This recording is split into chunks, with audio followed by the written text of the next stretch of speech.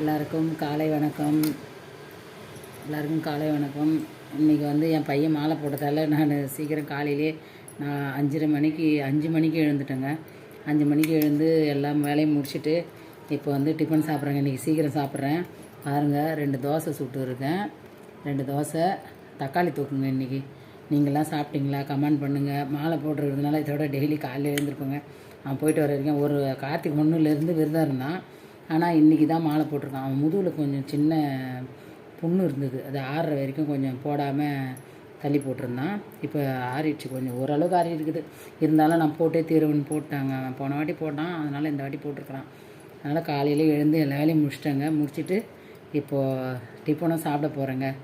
இன்றைக்கி தாங்க கொஞ்சம் சீக்கிரம் சாப்பிட்றேன். நீங்களாம் சாப்பிட்ருப்பீங்க. எல்லா சொந்தங்களுக்கும் பாய்.